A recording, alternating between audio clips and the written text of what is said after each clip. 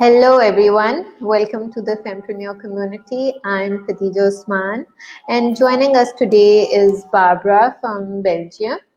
And Barbara is a true inspiration. Having been diagnosed with cancer at the young age of 32, Barbara decided not to live a single day of her life for granted. Ever since, in her pursuit to live her second life to the fullest, Barbara has mentored and coached corporate corporations and individuals, with the corporate giant BMW being one of her clients. And Barbara is a thought leader. She is an entrepreneur.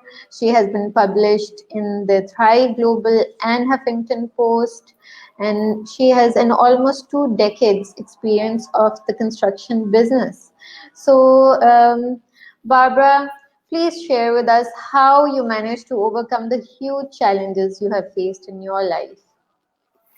Well, once we're in it, maybe first I will tell you, I was diagnosed at the age of 32 with the stage 4 skin cancer.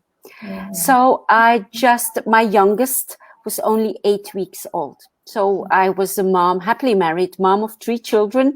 One was 3 years and a half, another was 2 years and a half, and my youngest only a few weeks old. Running since 5 years a construction business on my own. My husband did like part-time the sales for me, but he was working as a lawyer. So there I was being diagnosed that I would probably not live longer than 6 more months. They told me like it was April 2003. It's very probable that you won't be living the end of the year. So that was quite a shock. And you could say it was mostly a shock for my husband, my parents-in-law. For me, the first moment, I could not believe it because I was not feeling ill. I had a black spot on my knee, which was bleeding all of the time. But that didn't look like it didn't look horrible or just a black spot bleeding. And it was my husband who really forced me to go to the doctor to do something about it. Like I was running business, 2 little children. I was saying to him, I don't have a time to go to, like the doctors to see that black little spot. So happily now that he forced me to go to the doctors. And at first, the doctor was not really alarmed. He just said, we were going to take away that little black spot and send it to the laboratory for further investigation. And I thought, that's it. The black spot is gone. Like it's over. Until 10 days later, they gave me a call and said, like, Mrs. Vercruysse, you have to come to hospital right away. And I was like, what? I have no time. I'm working. He says, no, you have to call your husband and both of you have to come right away. The results were very, very bad. And I still couldn't believe it. So being, like they did all kinds of tests and I had to stay in hospital for a first surgery. So the first night in hospital, the night before my first surgery, was the first time, you could say, in a week that it really dawned upon me, like, here I am in hospital all alone. And this is real. This is really happening. Because I think you go through like some kind of numbness or shock the first days. It's so surreal. You feel young, you feel healthy, and yet they say you have a stage 4 skin cancer. So in hospital, because you say, how do you do it? In hospital, the first moment, I felt very, very lonely without my children. Because it was when you have, that you're a young mom, when you are always with babies and toddlers, you feel that presence, like all of the time. Yes. And then you are there all alone. And I felt lost. It was the first time, you could say, in 3 years and a half that I had no child around me. And I felt, like tears were rolling my cheek. And I felt really, really, I was thinking about my children. And I was thinking, oh my God. And then I was thinking, okay, where they are right now, they are surrounded with love. They were with my parents and my parents-in-law. And they are too young to realize what's going on. For them, it felt like a holiday. They were on holiday with their grandparents. So I was, okay, it is not necessary to pull myself down to feel sad for my children, because they are not sad. They are surrounded with love and warmth. And the next thought that was coming up, like, okay, Barbara, what is the best thing you can do right now for yourself?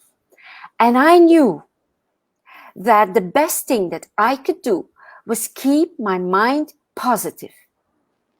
I would not allow any negative thought coming in. I would not go into doom scenarios. I know that was the only thing that I had in my power. My health, I had to surrender to the doctors. I had faith that the doctors could help me. But mentally, I was the one who was, you know, like the master of my mind. So I had the choice in going into negativity and into crying, but I knew that would weaken me. That would make me weaker. So staying positive was my only choice. Every other alternative was a bad alternative. And the next day, I told my husband to bring me books about cancer survivors. So I started reading books about people who had stage 4 cancer, not skin cancer, all kinds of cancer, and who survived.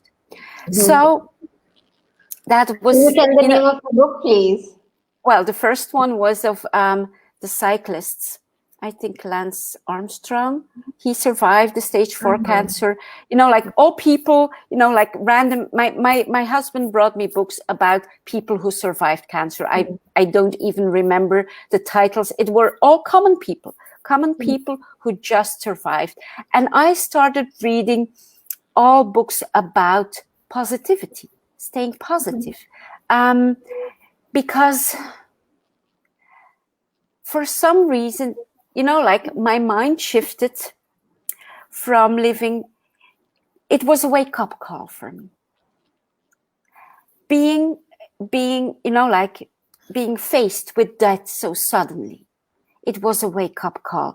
The first thing that it woke me up to was the power I had within me to stay positive.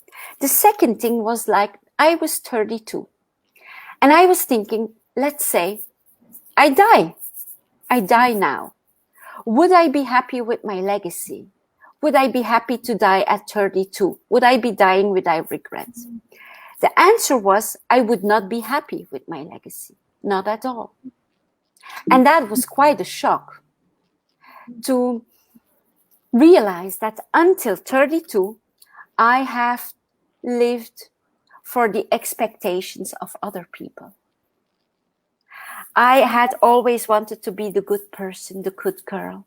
You know, I studied, I went to college, I married, we had 3 children. And it was not that I was unhappy. It was not that I was unhappy. But those were based on unconscious choices. Choices that I thought I should take, like, to get approval of society, of my peers, of my parents. It was not based on, you could say, the whispers of my soul. So I had chosen to start a construction business because I grew up in a construction business. My parents did that, and it seemed like really something to do. But at 32, being, you know, like, I had months and months to reflect because I had 2 surgeries and a year of chemotherapy. Many moments I was really, you know, like, it was quite in physical, it was quite a very, very challenging year. But it was a year that gave me the opportunity to really reflect. What is it that Barbara wants for herself? What is it? And I knew that since childhood, I had always been someone who encouraged people, who gave advice. People came naturally to me, even in my construction business. People would stop by and just have a chat with me to have, like some advice on their life. So it was something that was natural. And it was something that I really wanted to do for a living. It was coaching people, like seeing their true potential, encouraging when I saw that seed within them that was not blossoming yet, to encourage that, to water it. But I couldn't. All we need is somebody to believe in us. Yes, absolutely. Absolutely. Somebody to believe in us. And I think for me, I deeply believed in myself at that moment, because I think that the shock did something, to me. It opened up something within me that was laying under a surface. You could say it was buried. And having that shock of being told, like, you are going to die, this doesn't look good, the cancer is spread all over your leg, we have to take away all the lymph nodes. So it was quite, but I always, and you could say I have that from childhood on, that how bad the situation is for me, I will always look for something positive, for the good in it. Always. Because I know, even now in this pandemic, my mantra has been since the beginning, something good will come out of this. Something good will come out of this. But Barbara, like, some people are suffering so much during the pandemic. Yes. Their businesses have ceased and they're lonely. Yes. And when you tell them that, it's going to be all right, look for the good, they say, we don't want to hear this. This is toxic positivity, and please don't tell us this. Let us feel the way we do. Let us try to come to terms with of course, what advice do you have for them? I would say never suppress feelings. If you feel sad, embrace the sadness. It's okay. I have felt sad many times in my life. But I have come to realize that when I feel sad, when I feel unease, when I feel uncomfortable, that those are the moments, invitation for growth. Without getting uncomfortable, without getting in a crisis, most people don't move in life. They're just in a comfort zone, and they're, you could say, at the soul level, they are not invited to grow. So if you would say that you are born in a wealthy family, everything goes well in your life, you never suffer anything, what would that make you? A weak and complacent person, because you never ever had a challenge to question yourself, to look within yourself, to really reveal the power that is within you. So if you are in a terrible situation, let's say in your business right now, it is an opportunity to be creative. It is an opportunity to reveal your power, and there are always possibilities and opportunities. I will tell you another story. 4 years ago, so in 2016, I was still running my construction business. But I was already doing as a side job the coaching business. And I wanted to end my construction business beautifully in 2018 after 20 years. All investments were paid back. But in 2016, something horrible happened. I was betrayed by 2 of my employees, and I had to end my business with a 200,000 euros of debt 4 years ago. So I had again that moment. I was in bed. The bank had called that day that we had a business building that we sold, like to cover up some debts, but we still had debts, and they wanted us to sell our private house, which is our dream house. And I was laying in bed at night, and I was like, oh my God, I survived the stage 4 cancer to end up here. And I was looking for the lesson. I was thinking there must be a lesson in here. You know, with the cancer, the lesson was the self-care, the listening to my soul, and, you know, like following my purpose. And I was looking for the lesson. What's the lesson in here? And then I had like that deep realization, because we had always done good business. We lived in our dream house, you know, like drove beautiful big cars. And I was thinking, okay, if tomorrow I am homeless, because that was the situation. And I realized, Barbara, whether you are homeless or not, you are a worthy and good person. It is not the material things that make you who you are. But I had to be almost taken away everything to realize that. And they did not take our house. I was a week later, I had the opportunity to start working with BMW. And I said yes.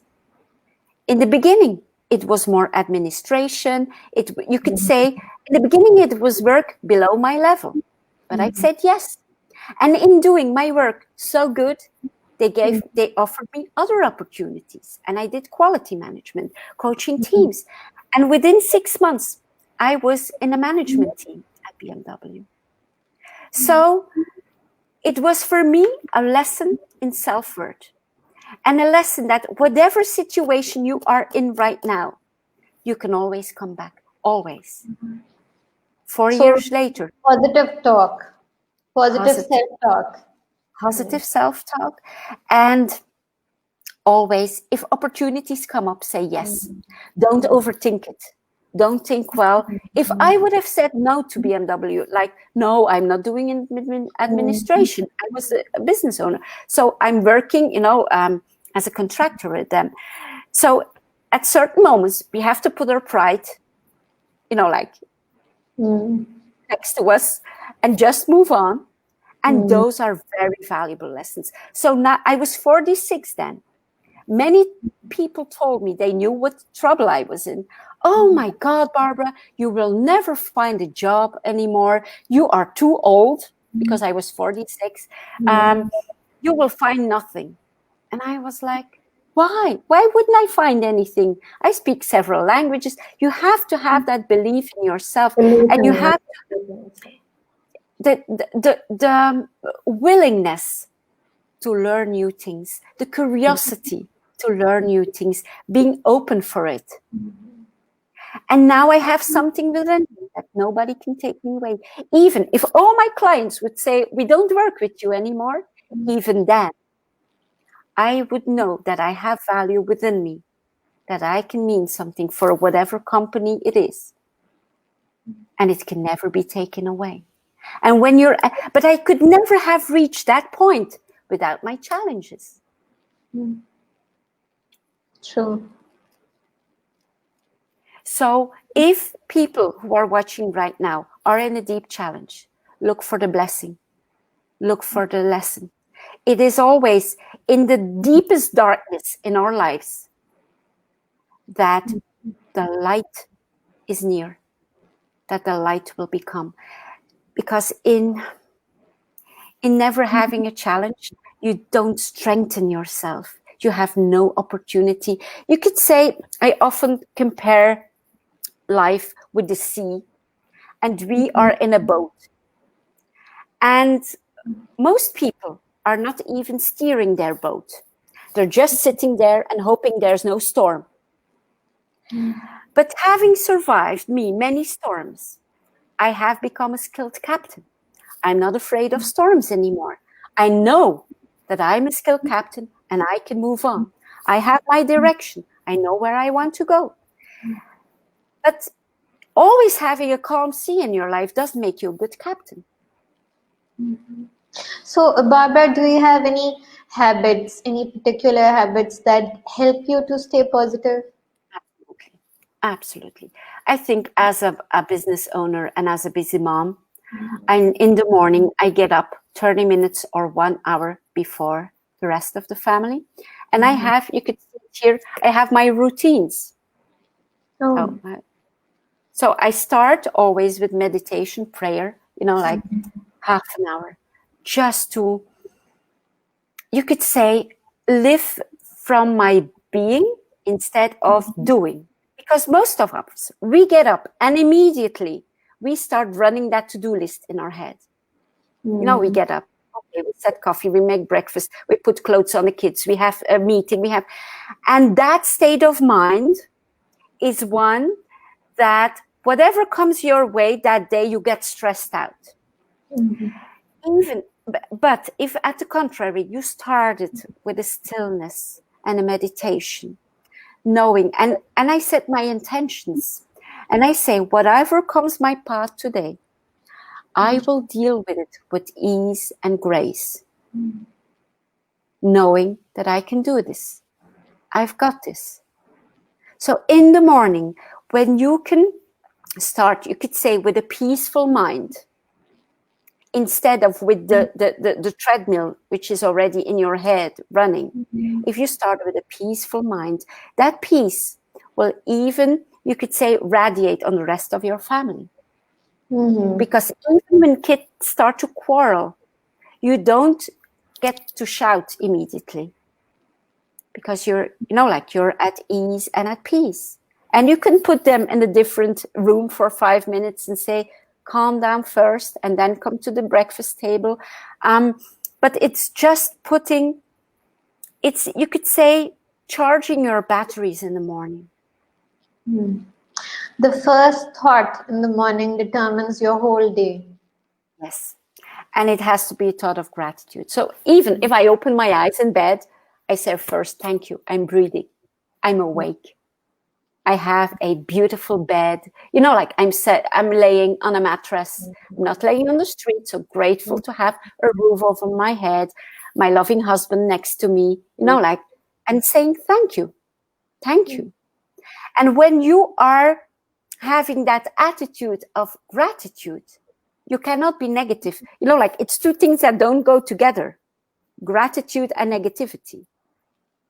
You cannot combine that.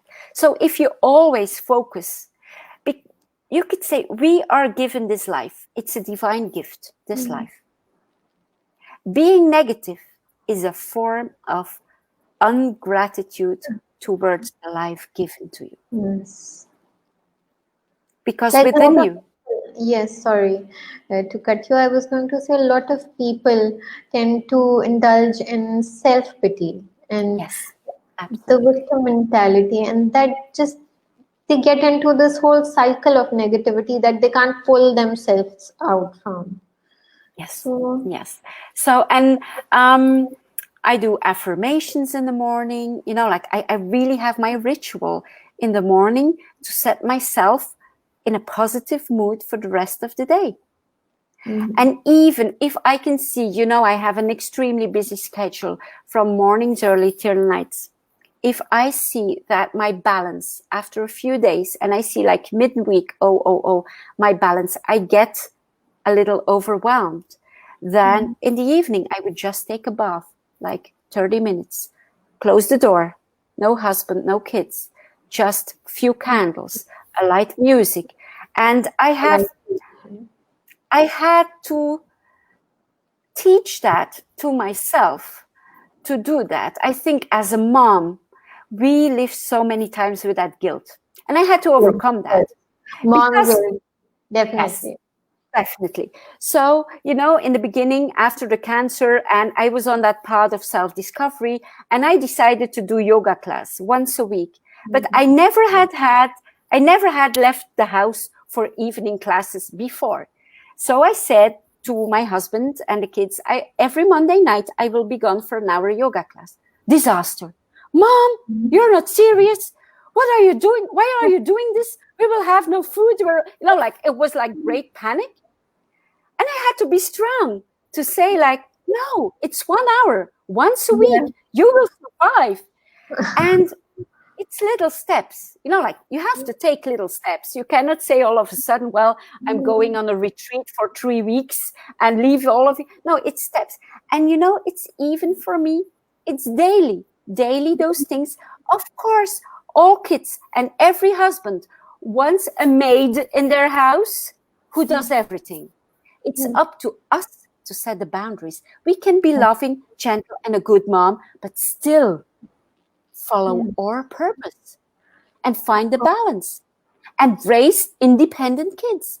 My kids are 21, 19, and 17. They all cook. They can all cook for themselves.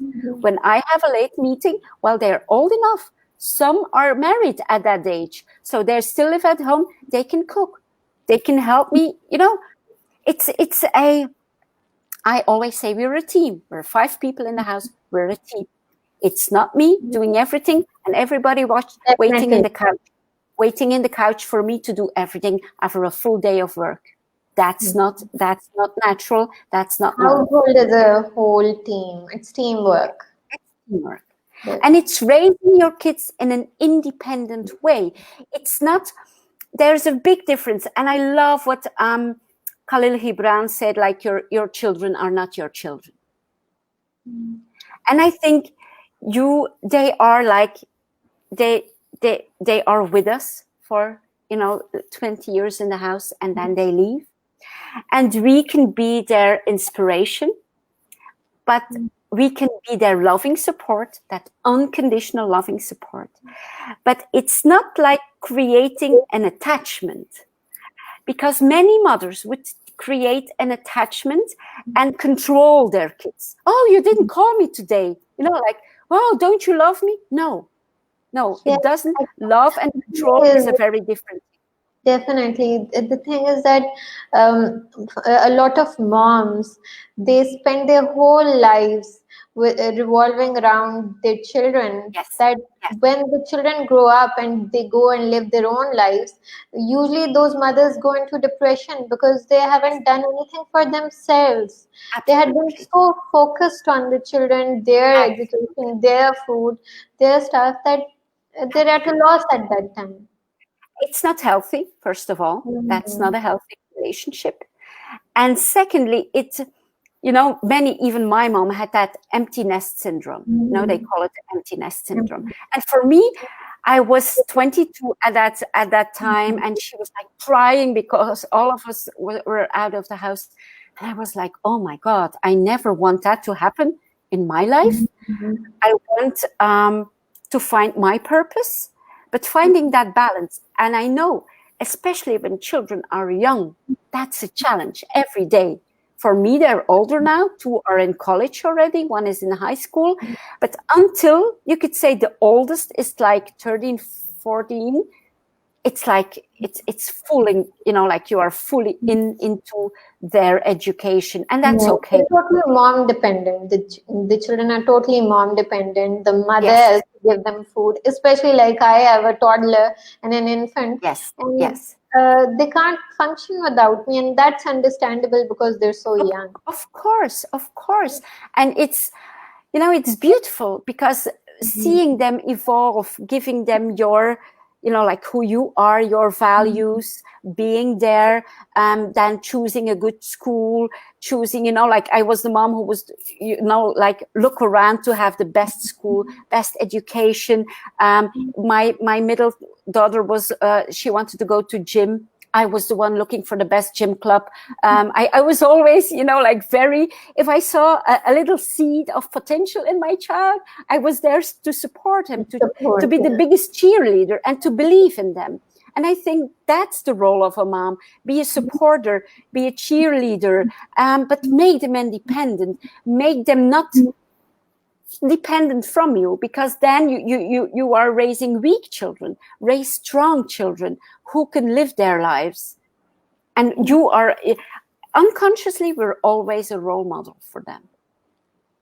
Always.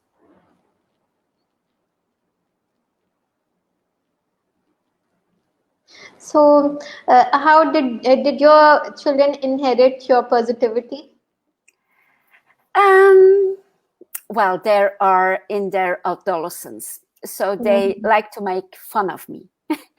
I'm their love and peace mom. They're like, you're the love and peace mom. They're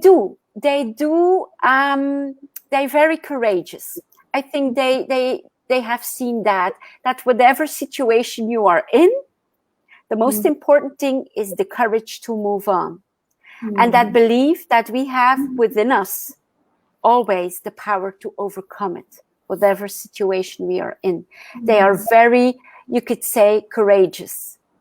There's no room for self-pity in our house. There's no room for excuses in our house.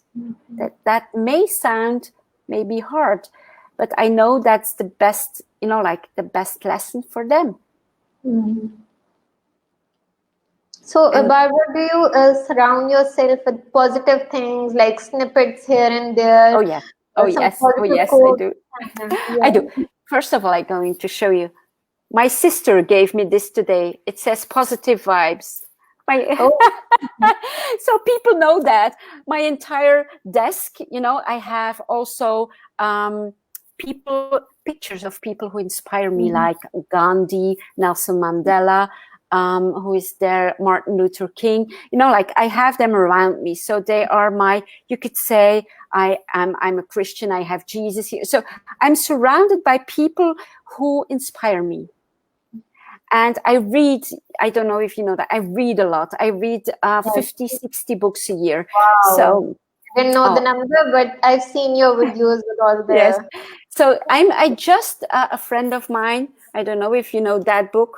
40 Rules of Love, yes. So I'm reading that because I think... book. Yeah, I did read. It was a Pakistani friend, a woman who told me to read that book. So I started reading that. I have, and I want, maybe that's a very important message.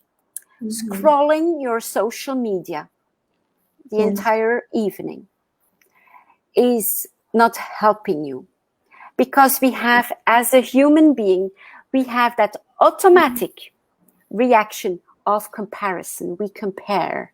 Exactly. So we see someone, oh, she's at a big dinner with these important people and I'm at home. So what we do is using that to put ourselves down. Yes. So once you see that, close your phone, lay it at the side, take a book, watch a motivational video on YouTube, but do something. If you fill your mind with drama, with negative news, with just randomly, like scrolling your Facebook and pulling yourself down, you are putting yourself up for failure. It's up to you to build yourself up. Building yourself up is having, like you have the Facebook group, positive people around you, supportive people who believe in you, who believe in your dream. Watching, there's so many, we live in the best time we could have lived. We have an access to so many things. People who lived 100 or 500 years ago were isolated. Now we have access to so many things to support us. But ever since ever since the pandemic hit, people are glued to the televisions and worldometers, looking at the numbers, and and the numbers play havoc on your mind. What I did, we had pandemic here from half March till beginning of May. I looked the news like for 2 minutes just to know that's the numbers, and then I closed. And then I did what I had to do, like I stayed inside for 6 weeks. Our entire family, we did not go out, just, like get some food, my husband, and come back. So we did as we were told. We were very serious about following, the rules to not be, like to stay out of it. But we were not going into some doom and talking about life. Just went on in our house. And we had a beautiful time. Like one of my daughters was baking every day. It was not, it was, like I gained some kilos because she was making such great cakes. But we took the best of it. Although I had no business in that month. Instead of pulling myself down, I was like, oh my God, it is an opportunity for our family to grow closer, because otherwise we're all, like wrapped up, 2 girls in college, my husband working. So we made the best of it. I wrote out a new mentorship program. I took the time to be creative instead of watching TV all day. Yes, so really, about the focus. yes, The glass is always half empty and half yes, full. yes, yes, So it's what you focus on. absolutely. And it's like the sea. It was a stormy moment, but Yes. me blaming the sea will not help. It is what it is. The outside situation is what it is. The only control we have is our response. How do we respond? That's our power. And if we respond in a powerful way to stay positive, but not blindly positive. Blindly positive would have been that I would just go out and do as if there was no pandemic. That was not Yes. what I was doing. I stayed at home because I didn't want to get sick. I stayed at home, but at home, I made the best of it. We did, like FaceTime with my parents because they were very lonely. So we would talk to them. I taught my mom how to do that, like with the video. She didn't know how to do it. But it's just giving that attention to my parents that they didn't, and my parents-in-law. So there's always a way to. So when we reach out, it helps others and it helps us too. Absolutely. That's beautiful. And it's true. So remaining positive not just help does not just help us in our business. It helps us in every sphere of our life. Absolutely. And I think what you told is so wise. When we don't feel very good, just reach out to help someone. And you will help the other one, but you will mostly help yourself because you will feel like valuable to that person. Yes. So thank you Beautiful. so much, Barbara, for sharing Pleasure. your wisdom with us. It And was. I hope we all have taken away some wise words from you. Thank you So so much for this opportunity. It was a joy and a pleasure being here. same here. So till we meet again. Absolutely. Absolutely. So bye bye, Okay. everyone. Thank you. Bye-bye. Thank you.